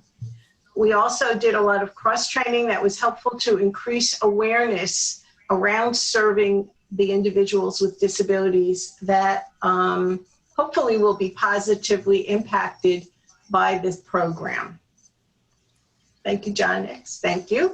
So in terms of sustainability, we do plan to put together a community academy once we're able to go in person again. Right now, many of the agencies are providing virtual services. So we are looking forward to being able to host a community academy. And we're also looking for other opportunities to engage with training and technical assistance. The Disability Issues Committee will be continuing, and it is hoped that we will be able to look at additional opportunities as a result of our regular committee meetings. Mm-hmm. Thank you. And I would just like to add that we really want to thank the Project E3 team for coming to New Jersey. I think there was a lot of resource information, and as Becky mentioned, the continuing education that was really helpful for both public workforce and then the community of practice on the ground as well. And I think we all learned a lot. I think it was difficult the past 6 months because of COVID, where we couldn't finish off the project and have the the engagement we really wanted. But again, we're really happy that we are a part of the project, and we look forward to perhaps being part of another project in the near future. Fantastic. Thank you very much, Elaine. Yes, thank you so much, Elaine and Rebecca, for that great presentation on New Jersey. So as we're ready to switch up with the next video from New Mexico, I see there are questions about the Disability Issues Subcommittee and can the community academies be done virtually? I think the second question we'll take at the end, but in relation to New Jersey, the Disability Issues Subcommittee was actually part of the Workforce Development Board for the county where the targeted community was located, and also the city of Newark. So that Disability Issues Committee actually predated E3, but it became incorporated with the work of E3 and became E3's advisory council. And as they had mentioned on the video, it actually, the involvement of E3 expanded the scope of that Disability Issues Committee. And we could talk a little bit about the Community Academy piece virtually. So now I'm going to go to New Mexico. Okay, here we go. Welcome. My name is John Walsh. I'm project manager for Project E3 and have the great pleasure to work with the folks in New Mexico on their intensive TA project. I have with me today Reyes Gonzalez and Eric Padilla, two of the leads in our project in New Mexico. Eric and Reyes, I'm going to turn it over to you, gentlemen. Hello, this is Reyes Gonzalez, Field Operation Director for the Division of Vocational Rehabilitation. I have 24 years experience working with the agency. I'm also a workforce board member, and I represent the VR program with the Central Workforce Board. And I have 2 years working on the E3 project, and I've been there since the beginning. Thank you. Hello, everyone. My name is Eric Padilla, and I'm the program manager for Southwest New Mexico. I'm also on the Southwestern Area Workforce Board and Disabilities Committee Chair. Priority number 1, greater collaboration between partners in the workforce development system. We want to create and nurture a shared vision with our workforce partners, deepen and expand relationships with these partners, and explore new partnerships with community-based organizations. In Albuquerque, we work very closely with the Central Board Workforce Operator and the Casa de Phoenix program, which is a homeless program that serves those that are mentally ill and substance abuse, and employment's part of that. So through the C3 program, we've developed relationships with both these partners. And in Deming, we're really trying to connect all the workforce partners. That's the main vision, to be able to have a smoother transition for participants and working together under the workforce system.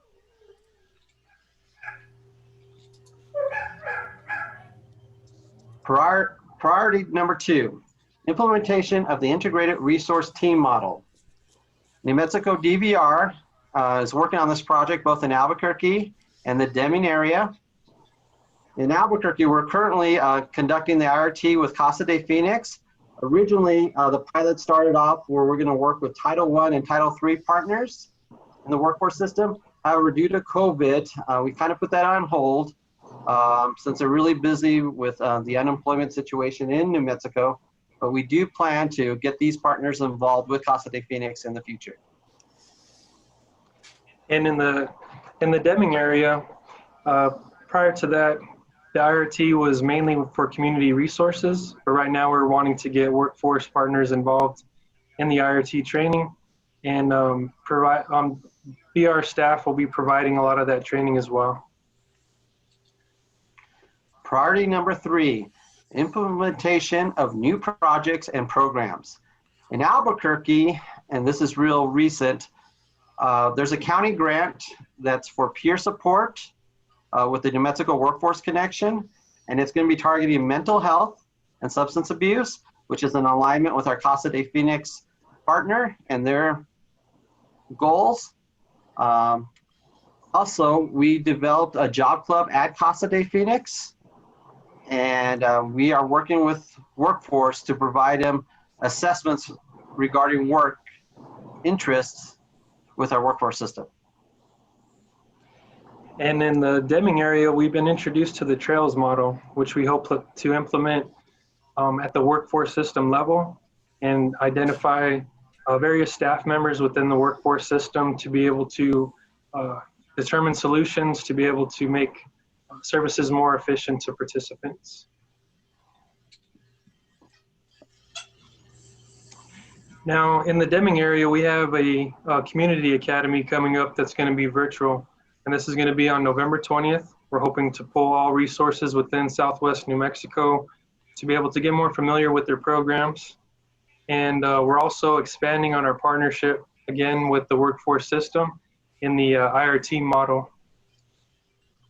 In Albuquerque, we did conduct a community academy about a year ago. And through the IRT process, we realized the need to develop an online referral system between DVR and the workforce. And this is something that we piloted. And now this project is going to go into implementation with all other partners in workforce. And then again, the IRT model will be lead staff within VR, will be mentors in training the workforce staff on the IRT model. A lot of this has already been introduced. However, we would like to put more focus on the details of the IRT, and that way we can implement it in the future. Very good. Well, gentlemen, thank you for giving an overview of the New Mexico project. Thank you, Joe. And as you could see, when the question came up about a virtual community academy, we decided that in New Mexico that we had to move forward with it because it was an integral part of the IRT implementation.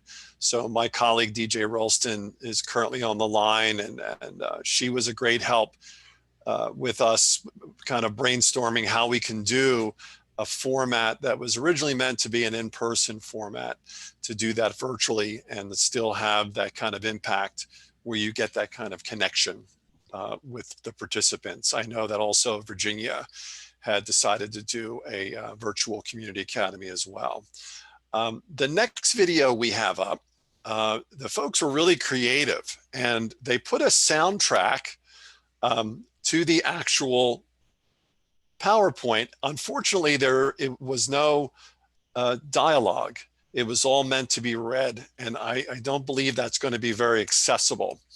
So I'm going to stop sharing my screen for a moment, and with your permission, I will show the video, but I will not give their lovely soundtrack. Instead, I will read their PowerPoint presentation so we can make this accessible.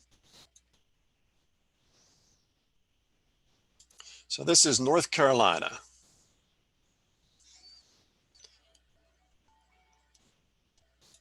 State of North Carolina, Project E3, targeted communities. Region 1 and Region 2 were the two targeted communities. From Allegheny, Ash, Avery, Mitchell. The targeted populations were residents of communities between ages 14 and 64 who were eligible for SSI or SSDI, who are blind or visually impaired or have one or more intellectual developmental disabilities. The two partners were North Carolina Blind and North Carolina General, with stakeholders in community rehab programs and the County Department of Social Services. Priority 1 focused on motivational interviewing. They were provided as evidence-based tools and techniques. They help counselors and clients communicate and collaborate, and help consumers discover their passion for a given career path. And they increase the consumer's capacity to make meaningful action toward goals. Priority 2, innovative strategies for job placement. The job placement provided value for all participants, regardless of position or experience, highlighting the importance of the customer service trio approach that adds VR counselor to the dual customer equation, and elevating business engagement as an organizational priority and not just for business service staff. And priority 3, trauma-informed approach. The training offered guidance on how to develop the trauma-informed culture that recognizes the impact of adverse childhood or other traumatic experiences, and provide VR services in an environment that enhances the feelings of safety and belonging and empowers consumers and employees. So sustaining Project E3 priorities. Ensure alignment with organizational values and strategic goals to maintain support from leadership. Partner with the professional development and training team to develop E3 trainings and resource guides, and develop a communications plan to promote E3 trainings and the resource guides. Sustaining motivational interviewing. Aligns with the proactive communication, teamwork, and people-focused organizational goals. The PDT team developed intro to motivational interviewing modules, and the planning session for additional MI training scheduled for January of 2021. Sustaining our job placement aligns with teamwork and the people-focused organizational goals. A series of 4 one-hour Project E3 trainings were developed virtually and could be loaded into the DVRS DSB learning management system, and developing an innovative strategies for job placement resource guide. Also, sustaining the trauma-informed approach. Again, it aligns with the people-focused approach. And right now, the PDT team is reviewing the materials and other resources to develop virtual training presentation, and eventually hope to develop a unit district office environment for assessment. Thank you.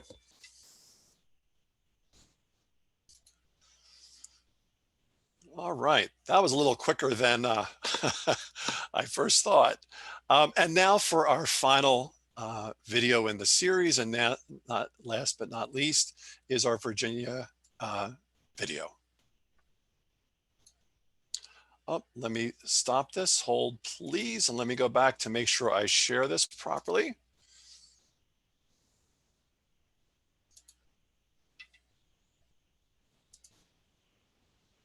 And make sure you folks have sound for this one.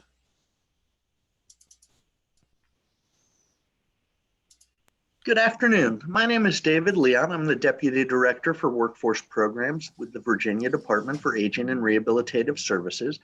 And we're going to spend a few minutes to share what we are working on in the priorities for our Targeted Communities project.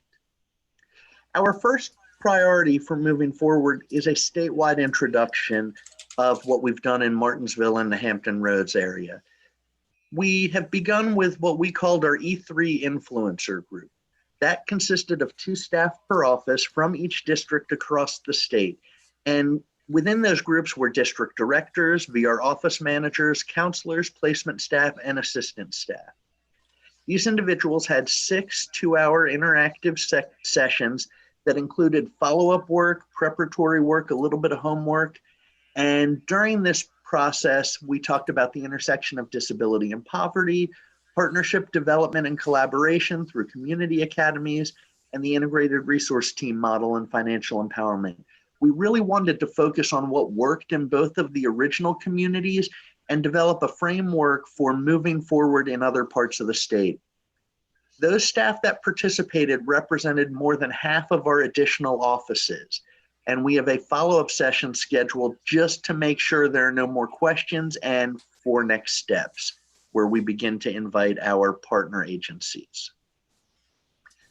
Our second priority was the integration of financial empowerment into the VR service delivery system.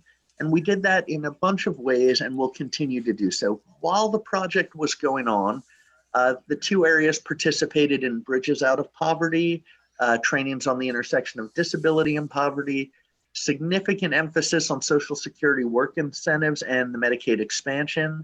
And we did a lot of work around financial empowerment and behavioral economics. When it came to the influencers, we made sure that 2 of the sessions they had were the intersection of disability and poverty and that community financial empowerment.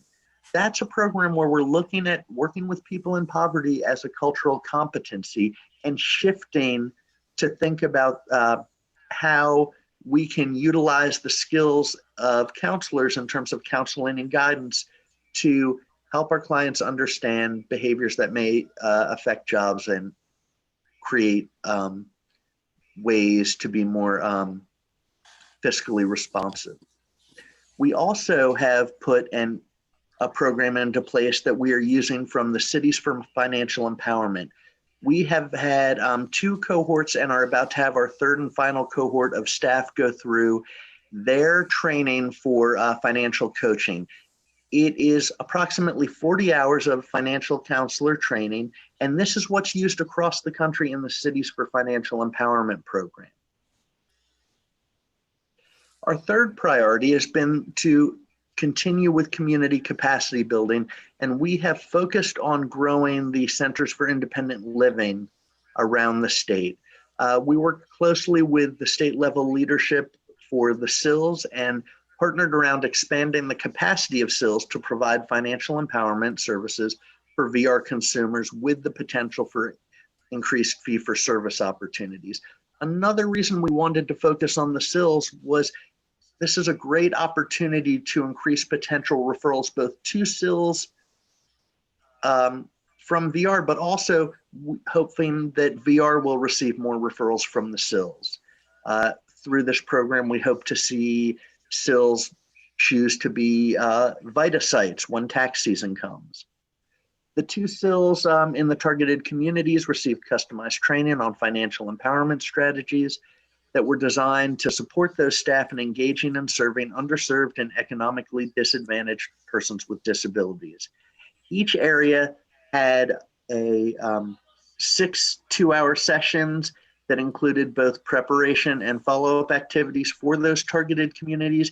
And in each area, prior to those trainings and sessions, there was time spent creating a resource map of where those SILs could fill gaps related to financial empowerment for people with disabilities. We're very excited about that. And in terms of sustainability, I think we're doing a lot already and had that as part of our model from the beginning. It has been very helpful that our commissioner and our division director are 100% on board and in support of this project. We have a video that will be developed through a partnership with ERI in Wisconsin to introduce the project for new counselors in the future. We plan to use it with trainings, and it will include lessons learned and best practices from each of the 2 targeted areas. There will be another section of the video that includes our leadership talking about their vision for where we go from here. We are continuing to integrate financial empowerment into the VR service delivery system. We are doing that through a couple of fee-for-service tools we've created, including a financial health assessment specific to our clients. I am pleased to say that we are beginning to get referrals for that service. We're also focused on community capacity building with not only those 2 SILs, but in doing the work with those SILs, we are working to help those SILs share this information in other areas of the state as well. And another area I'm really excited about is that we have developed an MOU with the city of Roanoke for their City for Financial Empowerment project just in the last 2 months. That project provides free financial coaching around things like debt reduction, credit building, asset development, budgeting. We have already referred over 25 of our clients from that local office to the project, and a similar project, which is a year behind us, starting up in the Richmond area. So we are looking to these partners to grow the work we are doing. And again, Braden leverage resources that our agency can't provide directly, but by keeping them in the front of our minds when we're working with clients, making sure that we don't skip anything or miss an opportunity to provide a more holistic experience for each of our clients. And those are some of the things we're doing here in Virginia. Thank you very much. All right. So first of all, thank you all for putting together these presentations, for taking the time to share the great work you're doing within your state projects, and also what you hope to accomplish as you continue to move on with your change initiative. So just excellent presentations. At this point, we've had some questions that we ask. If there's any additional discussion or questions in regards to these presentations, and now open the floor up.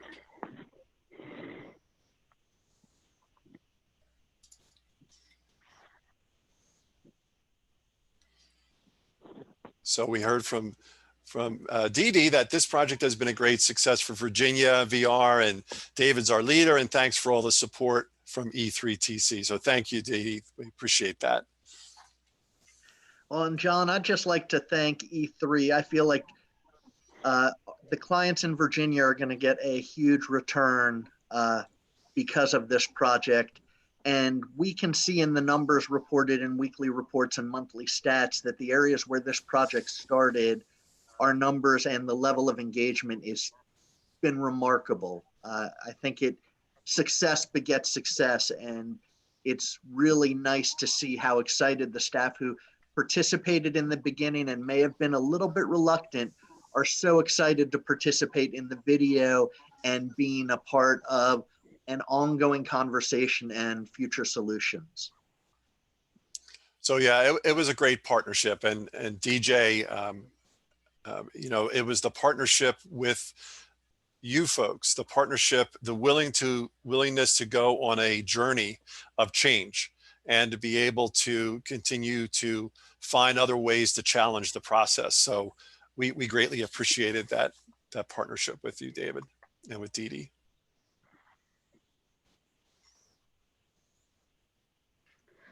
Hi, this is Araceli. I wanted to share how valuable this has been for us. I will admit that we've had many challenges trying to get what we've been doing across to the great state of California, because we are so large. But one of the things that was the most valuable for us is in our area, aligning with the values and the discussion around poverty on the targeted populations. It's not something that we talk about a lot. And the trainings that we received were just so spot on for what we needed in our part of the state. I think there's parts of California that gets overlooked, and we have different sets of needs, and we're not a metropolitan area where we live. We're very rural, and there is a high percentage of the people that live in the Central Valley that live in poverty. And I think what I got out of this most is the ability to speak that, and the ability to have the framework and the terminology and the principles and the ideas of how to really talk about the fact that our population is this population, and we really tend to overlook it. So I really have been so happy with all of the trainings and all of the support from the E3. And I'm kind of sad to hear that it's kind of winding down, because I feel like we're just winding up. And I'm glad that the archives are going to stay out, because I'm really hoping to roll a lot of this discussion out to the larger regions and talk about the need when we talk about intersectionality, that we are talking about disability and poverty. So thank you very much for bringing that up just recently in this last presentation. But anyway, I just can't thank you guys all enough. And I just wish you guys were going to stick around with us for another 3 years. Well, greatly appreciate those words, Araceli. And I think you hit a really key point. And one of the kind of key missions of the E3 was reaching out to those unserved and underserved areas. So many of the projects we had, some were in urban areas with, you know, neighborhoods or regions of the city that have not received a lot of services, or very rural areas that often were overlooked and did not get a chance to look at it. So partnering with state VR agencies, with workforce partners, with community-based organizations to be able to set up a space where we could have that conversation of how we move the needle in those communities. And I'm glad that, you know, we're hearing that it made a difference in those communities. I guess, Robin, we're right kind of on the cusp of ending the academy. Now, Felipe Lule was going to join us. He's our project officer from RSA and has been a great support in getting the work done out in the state agencies. And if Felipe is on the line, I'd like to give him a few minutes to kind of conclude this session. Yes, John, I am here. And I listened to this entire session, and I've been the project officer from the get-go, from the very beginning. And I said this before, but I feel like a proud papa regarding this project. And so you can imagine my joy in hearing from you in the trenches, so to speak, in the field, about the impact, the Project E3's impact on your communities, and especially such a strong, concrete, and practical commitment to Project E3 sustainability in your states and communities. So first, I want to take this opportunity to thank, in the most strongest of terms, to the VR leadership at the statewide and local levels, to the community leaders and influencers, and to the local VR and community-based organization service providers that really made this happen. And also thanks to E3 leadership at Southern University and in the partner universities that you are all very well aware of and have worked so well together with. So John asked me to talk a little bit about the resources, the RSA resources that will be available to you and to your sustainability plans for the foreseeable future. First, I want to echo John's comments about the Project E3 website. I cannot overemphasize the wealth of resources available at this website, the E3 website. And the good news is that even though the project has ended, the website is going to stay up for the foreseeable future. And so I really encourage you to explore this website at any time in your sustainability future. Then also, I want to tell you about a very exciting new resource that will be available to your states. I'm referring to the new RSA Vocational Rehabilitation Technical Assistance Center for Quality Employment, which has been funded as of October 1st of this year, basically earlier this month. The new center will work with interested state VR agencies and indirectly with local partners to carry forward for the next 5 years many of the innovative practices implemented through Project E3 and other RSA vocational rehabilitation centers. So basically, they're going to look at the whole range of innovative employment strategies and supportive practices that might promote quality employment. And many of these practices and strategies are precisely the ones that Project E3 has been working on with you. So one of the first steps of this project is for the grantee, which is the University of Wisconsin, to reach out to the individual state VR agencies to understand each of the state's needs, opportunities, and their own innovative approaches to employment, and to then design its training and technical assistance activities in accordance with what they learn from the states and from other sources. So the outreach that this grantee will make to your states will be an opportunity for you to seek continued RSA support for some of your Project E3 sustainability priorities in the future, but to the extent that they align with the state VR agency's broader priorities. So there needs to be a dialogue within the state, and then between the state and the new Technical Assistance Center. But it is an opportunity to carry forward some of your E3 strategies and practices. Now, another resource is the other technical assistance centers that RSA has funded over the last 5 years. A lot of these centers also offer a wealth of resources that can support your sustainability goals and efforts for Project E3. Information about these technical assistance centers and their resources, these include toolkits and curricula and all kinds of webinars, etc. They can all be found, or at least the links to the website can be found at rsa.ed.gov. Also, they can be all found at the National Clearinghouse for Rehabilitation Training Materials, or NCRTM. And NCRTM, you can easily Google that and find it. They have a very good index as well as a subject search. So you can find almost anything related to is perhaps one of the most handy resources you have. So, and of course, if you have any questions, you can reach out to me, and that's at Felipe, FELIPE.LULLI@ed.gov.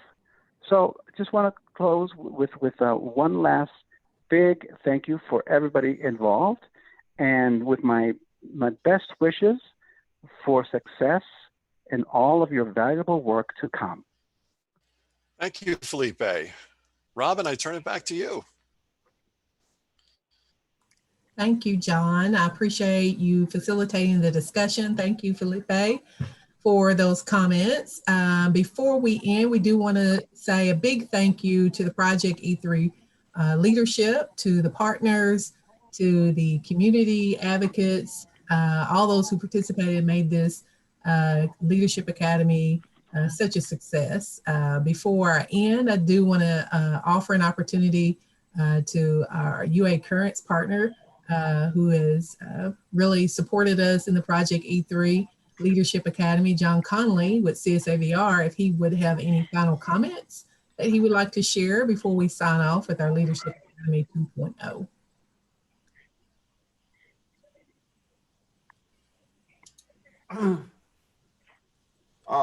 Madonna, I don't know if you want to make any final comments.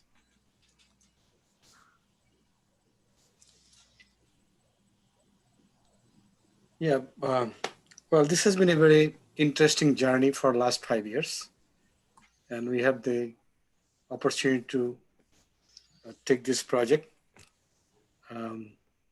as a new territory that we travel, but we learned quite a bit about unserved and underserved populations who are fall through the cracks. So I think this project has made a significant impact of understanding how we can serve them better. These 5 years, all the trainings and all the recording that we have is a great resource for everybody to learn and implement all those work that we have done. This has been a very learning experience. And also the main thing that I see that happened during these 5 years, that state agency and CRPs and CBO, they're really working together. Of course, the state agency worked with the CRPs some extent, but I think it increased more than, I mean, how many percentage, I cannot tell the data, but our data shows that it's increased tremendously and for the best interest of the client. So that the best outcome of this project is that our clients will receive better services from all the resources, state agency and communities in the state. That is the bottom line. And this has been proved very helpful. Only some mitigating factor it was not there, the project will be a better success. I mean, we already have success. It shows in the outcome, the order of selection and COVID-19 caused some of the difficulties that we make the progress, but I'm sure this trying times will go away and there'll be better outcome for everybody. And I really thank everybody, CSAVR and our partners, participating institutions, and everybody for collaborating and making this project a success. Thank you.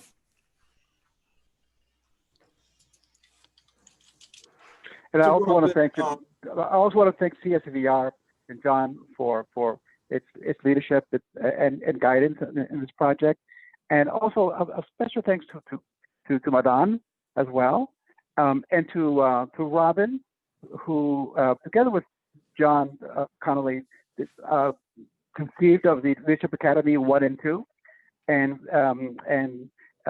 with Robin's able leadership, she really pulled off 2 very successful leadership academies.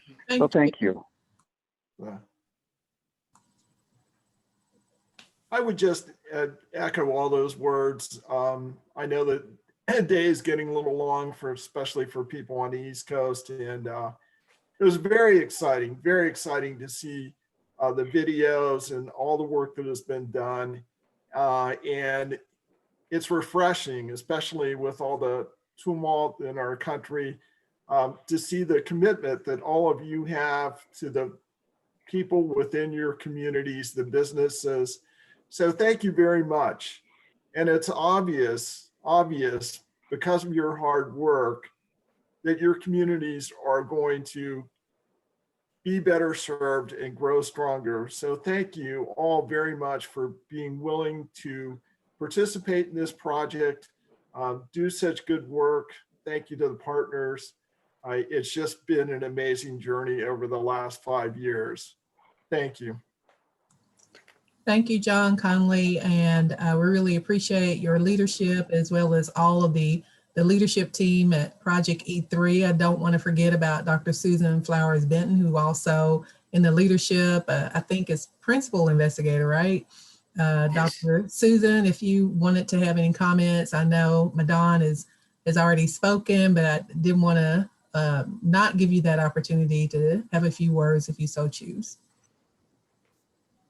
Thank you. I have been really impressed with all of the work that everybody has done as part of Project E3 and as part of this Leadership Academy. And so I just wanted to thank everybody for all the work that you've done in your communities with your populations, and also for being here and making this Leadership Academy a success. I wanted to thank John and Felipe and Dr. Kundu and Karen and Robin for putting on this great conference and all of the support that we've received from everybody. So I really appreciate everybody coming out. I appreciate all of the panelists. There've been some great presentations that I will be revisiting again, and a lot of wonderful resources for sure that that I will definitely use in the future in all of the work that I will be doing. So I hope that it has been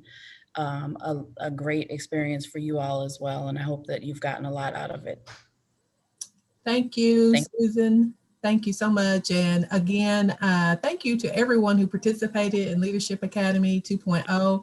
It's been a pleasure seeing you and being with you in this virtual training event. I wish we can be together in person, but we never know what the future holds. So we're looking forward to that day when we could come together again.